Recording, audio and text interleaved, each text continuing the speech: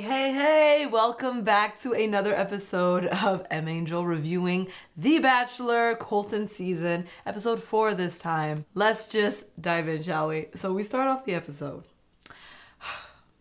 Chris, he made the mistake of calling Hannah Kaylin.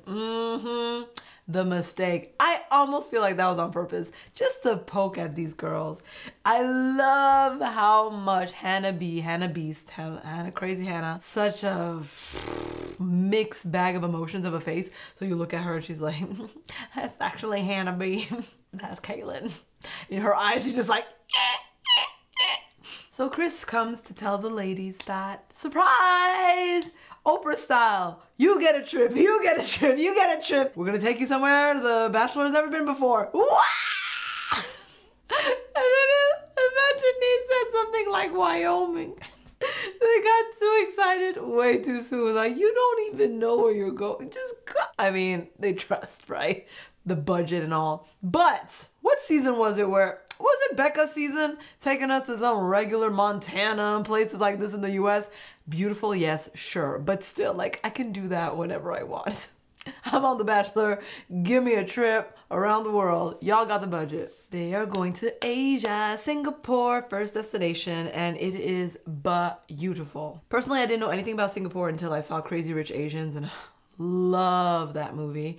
And I thought, I need to go. And then my dad was like, yeah, I've been to Singapore a lot for business travels. You know, they speak English there. It's just a really nice city. I was like, oh, I'm just late. And I'm sure a lot of Bachelor Nation is late too. Singapore be poppin', apparently. Tayshia gets the first date card, and what does he decide is smart? What does he decide is romantic? I'm pretty sure the show is the one that suggested this, but I wouldn't be surprised if they told Colton and he was like, this is a great idea. Bungee jumping. Now, isn't this some cushy Western-ish? Risking your life for the pleasures of the thrill. Not I. No way. I will do anything for love, but I won't do that. I was in an apartment building on the 10th floor on a balcony with a friend, and I was like, you know what? I'm gonna fall back. This is too much for me. I'm already feeling like I'm gonna faint. And I love how Tayshia says, I'm not afraid of heights, but I'm afraid of falling. I was like, girl, the fear of heights stems from the fear of falling. You wouldn't be afraid of heights if you didn't have to fall. Like, if there was no fall available, you'd just be like, oh, I'm not on the ground anymore. Nah, boo-boo, I am not the one. No, I am not. I can tell you with a clear conscience, if the love of my life, like Nick Robinson or something, were to ask me, in order to be the woman of my dreams, my wife, you have to bungee jump. I'll be like, wait here. Go back to the hotel, get one of the other girls, bring her to him, be like, here you go. She'll do it. And then take my little butt into the Uber and off to the beach, sip on a pina colada until the sun sets, and enjoy my feet on the ground and my heart still in my chest. Colton says life is about figuring out what you like and you don't like. Sure, I understand being adventurous and pushing yourself. There are some boundaries I just don't want to push past. I've been in a plane, I experienced turbulence, so I'm pretty sure that I don't like the feeling of falling. Colton jumps. It is the best scream ever. He's like, ah! See, this is what I'm talking about. This is how you want the girl you're dating to see you, like, at your most weak and vulnerable. Which I guess is cool, you know, if you're secure in who you are. That's nice. But she was just like, he was screaming like a little girl. That doesn't reassure me. Tayshia jumps and she barely screamed. She barely made a peep. It was like, ah. Like, did they cut the audio out? What happened there? Or maybe she's one of those people that's like, you get so scared, you lose your voice. Like, that happens to me on roller coasters. So after death-defying escapades, they go to the beach. My speed, yes. So these two, I really don't know. When they're kissing, they are cute together and there is a connection there, but it almost feels like I don't know, maybe Colton is forcing it a little bit, or he wants it to work. I don't know. There's something that doesn't feel quite fully natural, like the way he is with some other girls, for example. I don't know. There's something off between them, but I can't put my finger on what it is. But there is something on, clearly. So during their date, she talks about how she's divorced, and as a Christian woman, it was very hard for her because she wanted to get married once. Yes, I understand when you have expectations for your life and then it doesn't turn out that way. That's just life. Honestly, I think a lot of people can take from that lesson. You can't dictate how your life is gonna go. I mean, you can have hopes and dreams and plans and goals, but honestly, in the end, the best lives, the most happy, fulfilling lives, or joyous people are those who accept the immutability of life and go with the flow. Meanwhile, back at the mansion, there is a date card. A group date, and Kaylin gets the one-on-one. Hannah B, not happy. I love that she's not good at hiding it. Her eyes are just like, and her face is like, I'm so happy for you. Tayshia gets the rose, of course, and I mean, after jumping, you better get a rose. Are you kidding me? Colton's the kind of guy who rewards risks, and he gives a lot of pity roses, I feel. So he's just like, you know what? I made you do one of the worst things ever. Here's a rose. I loved her enthusiasm at the Ferris wheel. She was like, oh my God, yes, oh my goodness, a Ferris wheel, I'm so excited. I always wanted to do that. That's how you want to be, right? You want to be with someone who's enthusiastic about what's coming. It was so cute. Group date, of course, Demi, she's the first one to leap into his arms. I'm telling you, she's a fire sign. She has got to be a Sagittarius because, girl, I feel her. I recognize myself in her in so many ways. And then she just like jumps on his back. She says her approach to dating him is act like no one's there, which I can understand. I understand your approach. You want to make it as natural as possible, but this isn't a natural setting and there are other people. So it only makes Colton feel awkward because he wants to be respectful to the other ladies. And you're here not being respectful to them and not even considering them as competition or existing. So it puts him in this awkward place where he feels like he has to make up for you being rude, and it's not a good look. It's just not a good idea. I think Colton would also appreciate chasing a little more. Obviously, it's difficult in a setting when you are competing against all these women for his attention, but fall back a little more, be yourself, and if he really likes you, he will come to you. Leeches on a date. You see, I would like to say maybe, but I want to say no. No, you see, I don't understand how having a creature suck your blood is healthy. What is it filtering? It's just sucking your blood. It's not putting new blood back into your body. It's just sucking blood out. So yeah, if you have an inflammation, or there's some people like my father who has I don't know, some condition where he has to let blood out. He has too much blood. He has to go and like get a transfusion, something fusion. Let it out sometimes. Yeah, sure, leeches are great for that. You don't have to go to the doctors and get a whole machine. You just pop your leech out and be like, okay, it's my weekly bloodlet. Where's my little vampire? Dracula, do your thing. Courtney, classic American, is just like, is this FDA approved? I mean, like, where do these leeches come from? Has anybody seen their passports? Demi was rocking it. So comfortable. Look at my leech. I love it. I love it. And then, of course, Hannah made a terrible joke about Kaylin being her leech. She's like, oh, look, I thought we left her back at the hotel, but the leech is here. This girl tries too hard. Or the producers make her try. I don't know who's behind all this, but it's just like too much. Finally, someone speaks the truth. The truth. These two bad siblings. Past life siblings. Are we sure not current life siblings? They look like cousins. I'm sorry, like, look at these two. I know they don't look alike, but there's something about them I would be like, oh, okay, you both are like Danish or Dutch and you're both cousins or something. I don't know, they're just, it's the same. Even their goofiness and their energy. Lunch, bullfrog, pig feet, fish eyes. Why? I guess I'm not as open-minded as I want to be. Honestly, I just know, I'm sorry, I'm 30. I'm not out here playing with nobody. I know what I like, I know what I don't like. And I'm not even curious enough to explore the culinary oddities of my own culture, be it American or French. Frog legs, and I did eat snails once. It was okay, but it had a lot of cheese on it, so it It was cooked. It wasn't like raw or anything. So I don't see myself exploring the culinary variances of other cultures. No, thanks. Oh yeah, someone tried to make me eat les tripes, like I think it's the lining of the pig intestines or whatever. It feels like a tongue. It's like, oh my god, disgusting. I can't even think about it. It's like gross. It's not for me at all. These adventures in food. Burger. It doesn't look like an animal. It's just a round circle of meat. Give me that and I'm good. Eggs. As long as I don't think about what an egg is or could be, I'm fine. This lunch was not for me, but Hannah Beast, man, she is a beast. She just went for it. She's like, crunch, crunch, crunch, fisheye, yeah. Woo. Now, see, I don't know how, if they're doing all this to impress him, how does this impress him? Like, I just saw you eat a fisheye. I am overcome with a sense of attraction and love for you. You must be my wife. What? That ain't how it works. He gonna like me regardless of whether I eat a fish out or not. That's just how it is. And if he's not gonna like me because I'm not willing to put a pig's feet in my mouth, then we are just not gonna do this. It's not gonna happen, is all. That's all. Sometimes the way Colton talks, it kind of rubs me the wrong way. He's all like, I need my wife to be adventurous. Like, the choice of words is very like possessive, entitled.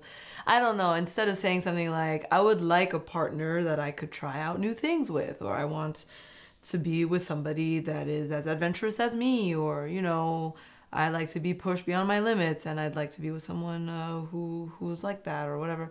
Just, I want my wife to be, it's like, I don't know. I don't like the way he says that stuff. It's not so much he knows what he wants.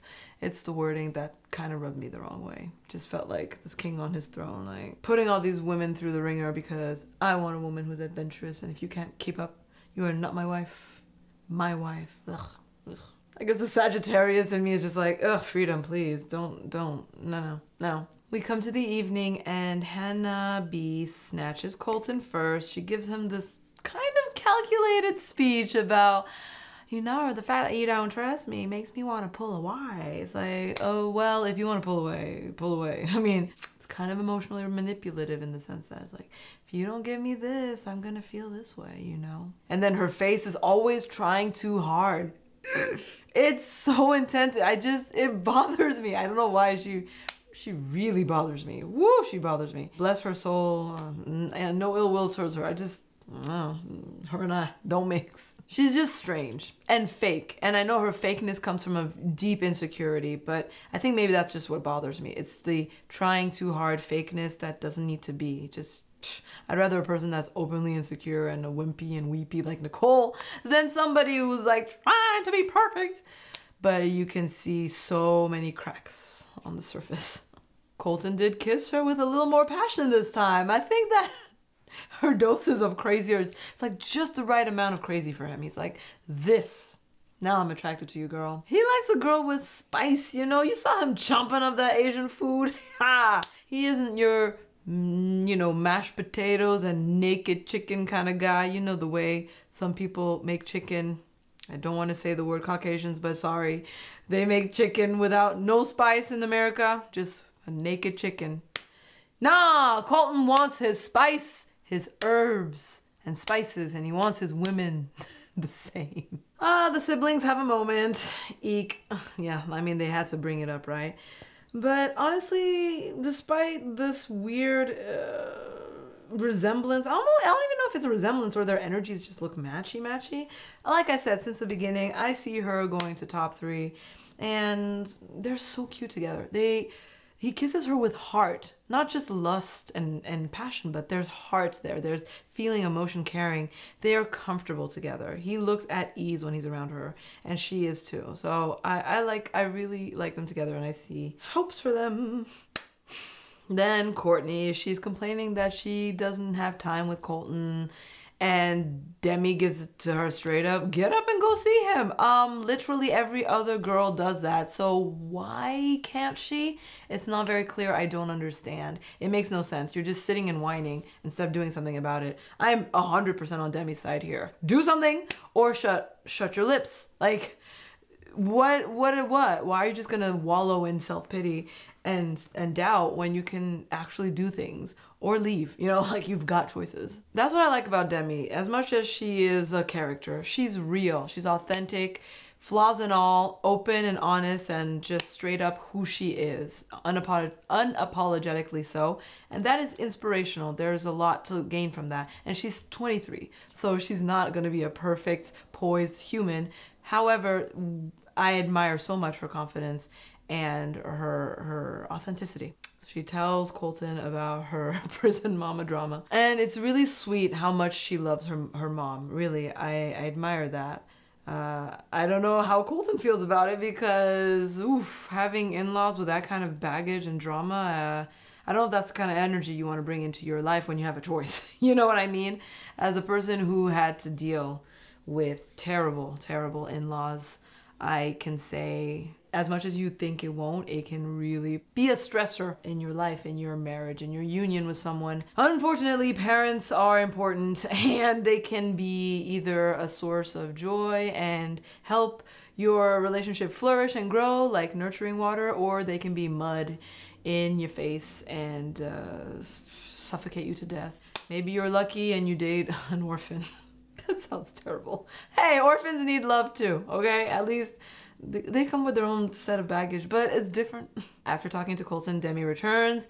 I don't know how much time goes by. Courtney's still complaining, and Demi goes back for more because she wasn't done. She enjoyed the conversation she had. She's like, no one seems to be going for it. I'ma go.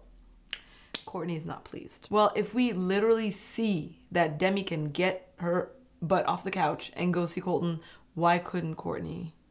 Courtney, after Demi comes back, snatches Demi and has a talk with her, but honestly, was this staged?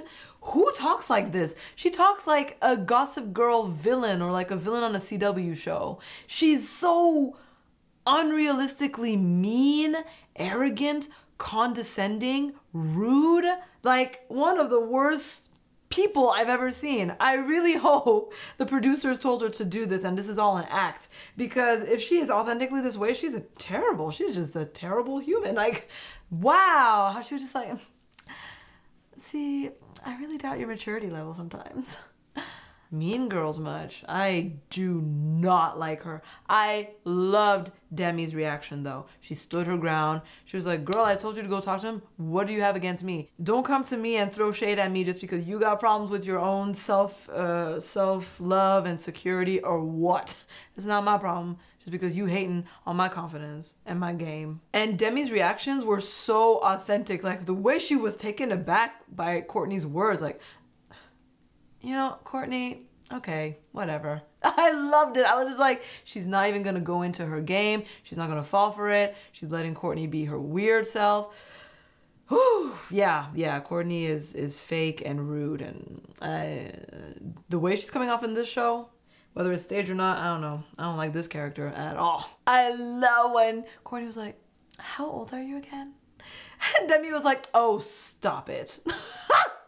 That was wonderful. Later on, we find out that they're the same age. Courtney, what? WTF? What is wrong with this chick? Questioning her age? Who do you think you... I'm not gonna get into it. Just like, wow. The extreme levels of condescension here and arrogance and just, woof. I can't. I love it. I love it. I want her to be a character on a Tyler Perry show. It is just villainous and wonderful. And then what happens? Man, what a win for Demi. Demi gets the rose. Again, I told you, Colton and his pity roses. He's like, oh, your mom's in jail. Here's a rose. Courtney breaks down. Nicole smells tears in the atmosphere, so she gravitates towards them. Oh my God, that girl is just a magnet for like sadness and emotion. Just, I get it. She wants to be a support system. Yeah, but you gotta, there's those people that are always crying and always around people who are crying. They just live in a sad state. You gotta watch out for those people. Fast forward to Kaylin's date with Mr. I love the little butler man, delivery boy or whatever. He was so cute. He was just like, Kaylin? Oh yeah? It's so cute. She was so giddy. It was adorable. And of course, Hannah, Crazy Eyes Beast, whoo, was going off Fatal Attraction in her mind. Like, I should have clapped for her. I would have made things better. Cray. And I love how she has a conversation with the Hannahs get together and talk. I wonder if he's gonna buy her shoes and a dress. It's like, what? Are these things that people wonder? That's something that would never cross my mind. I would never want a guy to buy me clothes. There are certain exceptions. 1, I will always accept a gift card. Give me money. Sure. 2, it's a lingerie that he knows I'm gonna look good in and that he gonna benefit from. Okay, boo-boo. You can do that. Be my Christian Grey. 3, it is a outfit for a very specific soiree that he has laid out because he's planned this elaborate romantic evening, and I'm par for the course. But it cannot be, I want to treat you, I want to spoil my little baby, let's go shopping. I just find that kind of gross.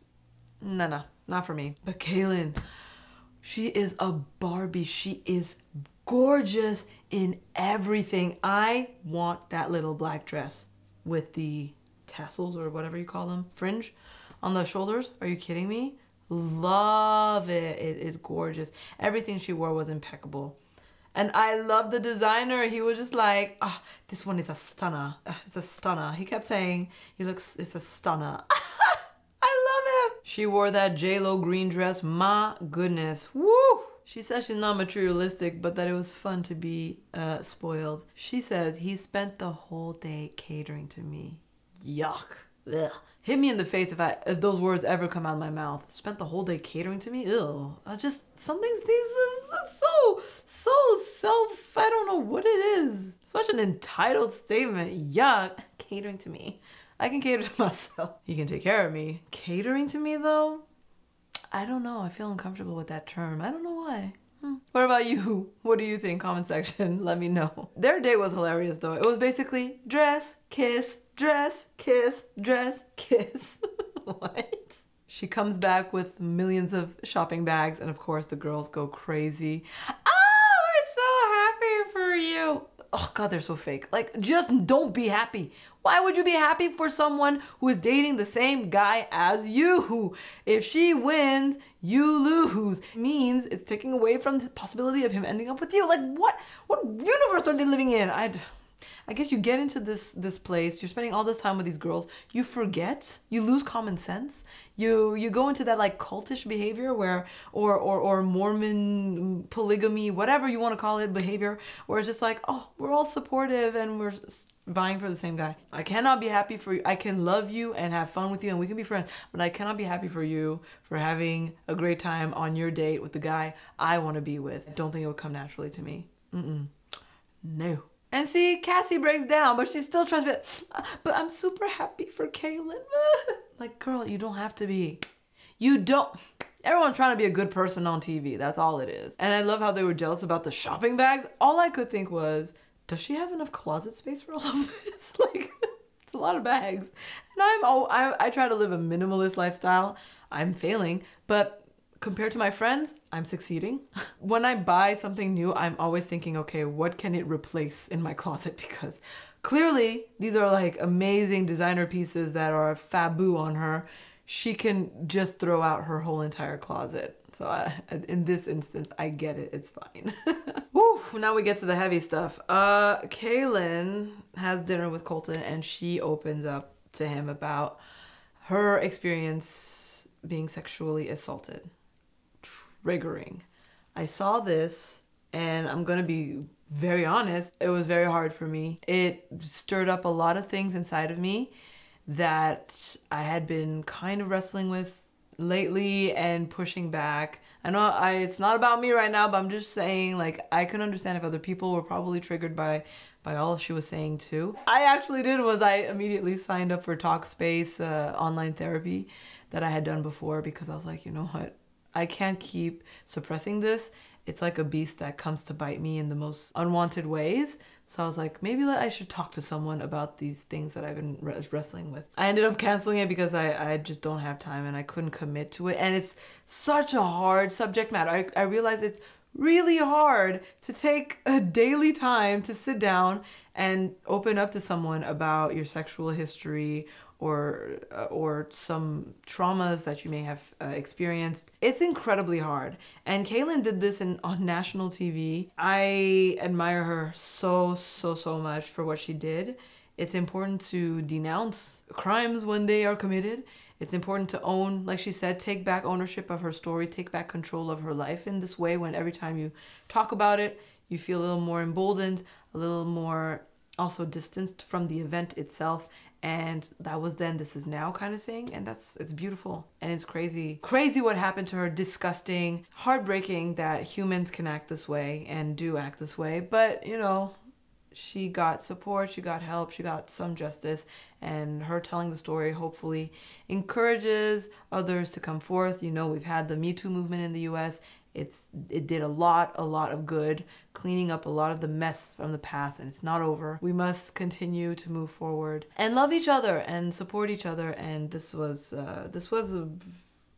you know, The Bachelor probably, they just wanted this for entertainment purposes, but it actually serves a larger purpose in shedding some light on topics, subjects that are in the dark, that are very hard to talk about. She mentions how she didn't even tell her parents what happened to her, and I can totally relate to that. No one besides the therapist I started talking to knows about what happened in my life, and I don't feel like sharing it at all.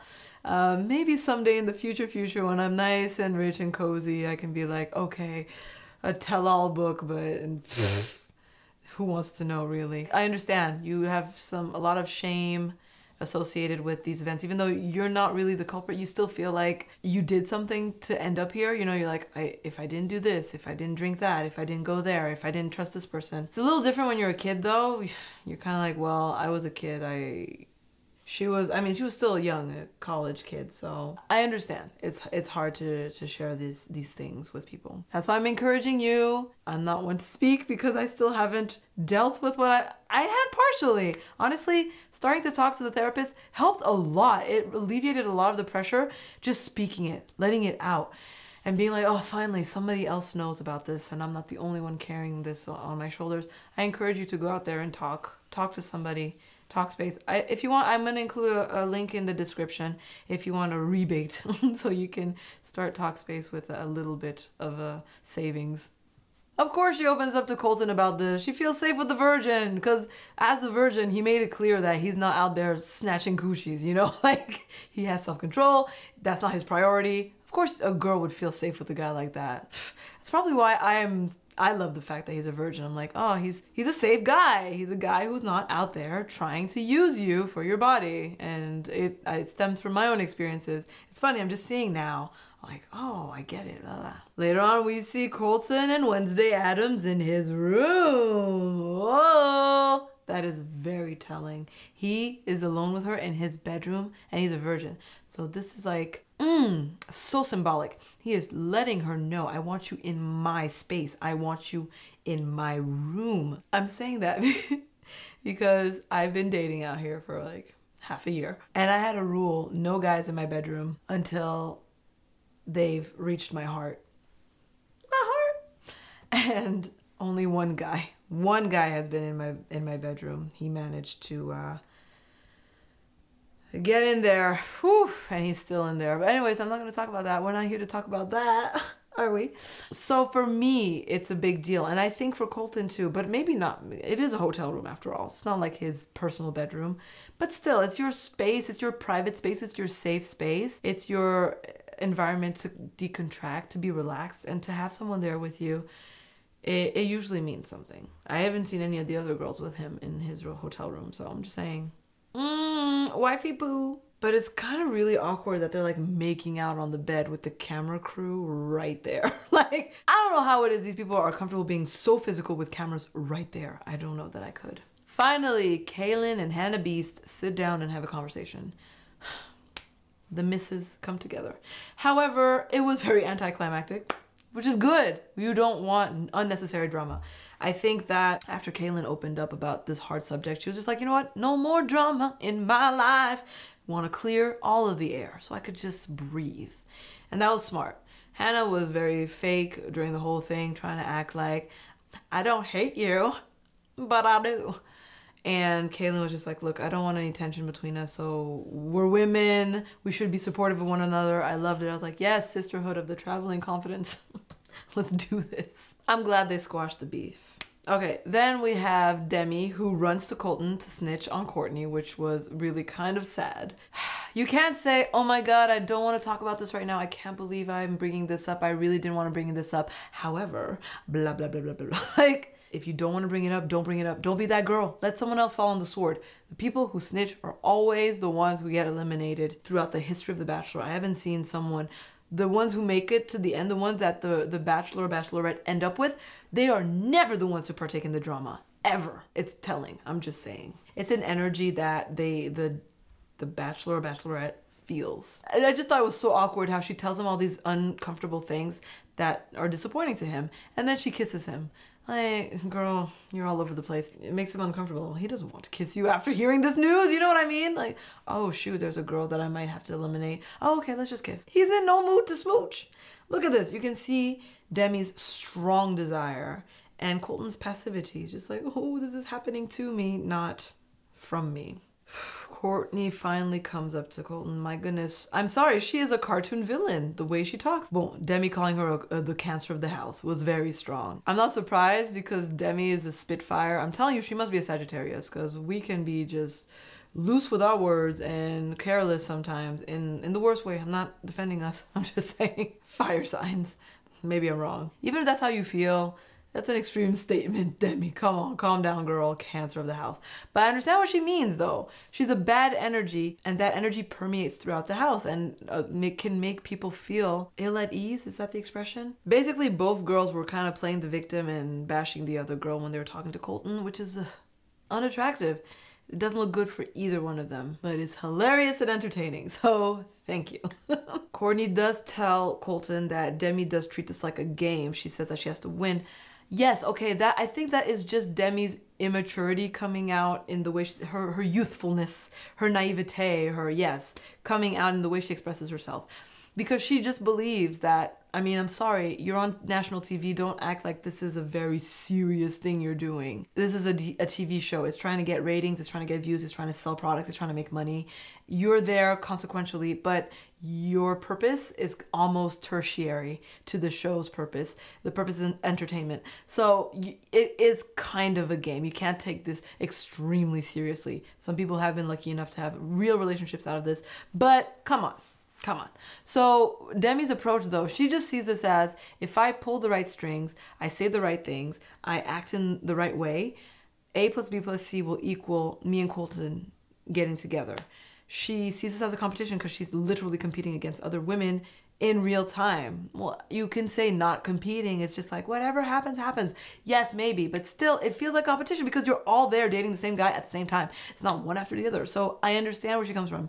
But it's a flawed way of thinking. It's a flawed way of approaching this, obviously. You should just approach this as, I'm going to be myself when I'm with him and trust that either our energies will click so perfectly and he will feel it as much as I feel it and we'll end up together, or he won't feel it and it just means we are not meant to be. That's all it is, right? But just because Demi is treating it like a game in that she wants to win, it doesn't mean that she doesn't care about Colton. Actually, it's more the opposite. She wants Colton. She really wants to be with him. The problem is that her approach is more efforting and trying to win him over rather than letting it happen naturally. Look at that hug. There is such a distance between Courtney and Colton. Like, they're just not clicking. They don't click. Woo! And then the Courtney, Demi battle in the room. Woo! I love how the girls were laughing and trying to hold it in, but oh my God. Courtney is rude. I wasn't being mean, but maybe I should be mean. Oof, God. Just want to hit her with something. She is just terrible. And then she tells her to take a time out. I love Demi's reaction. Like, like take it aback. You gonna tell me to take a time out? See, this was an MTV show. Hair would be flying, extensions would be on the floor, fake nails would be scratching off facial skin. It would just be a mess. But this is ABC. So all we get are some salty looks, side eye, and hair flips. So yeah, Courtney is just a mess of a villain. I don't know if she's a real person or paid to be like this because it's just wow. And I love Demi's facial expressions. All of them are memes. All of them are just amazing gifts. Her self-confidence and self-love is just admirable. I love how they placed the girls next to one another at the rose ceremony. And look at this child playing with her rose. She really is such a child, my goodness. Yada, yada, yada. Courtney and Tracy, both Demi's villainless enemies, get eliminated. My goodness. Talk about a victory for Demi. Oh, my light just went out. Gotta change the battery. Oh, I guess it's perfect timing because we're gonna wrap up. I mean, ultimately, the girls clearly weren't a match for Colton, so good riddance. I mean, I'm sorry. Demi seems to be right. Courtney's energy seems stank, and Tracy's just not right for Colton. I don't know, something's just not there. So, voila quoi. So, it's sad that we're saying goodbye to the entertainment, but it had to be. Voila! Goodness, I hope you don't mind that my reviews are just as long as the episodes, but I just have so much fun talking to you about them. I'm clearly very passionate about The Bachelor. God, maybe someday. Honestly, it would be a dream job to be the editors of the show because they have the most fun. Anyhow, thank you so much for watching if you watched until the end. Before you go, please like this video, subscribe to M Angel Says for more fun, entertaining content. I got travel vlog diaries where I just spill the beans on my love life mostly and travel the world. And it's very episodic, so you want to watch. It's very entertaining. So follow, and please follow me on Instagram at MAngelSays, where the fun continues. I'm pretty active, and I don't know, I think I'm pretty entertaining. I don't know. Come, join the fun. Keep hope alive, keep believing in love, and stay classy. Bye.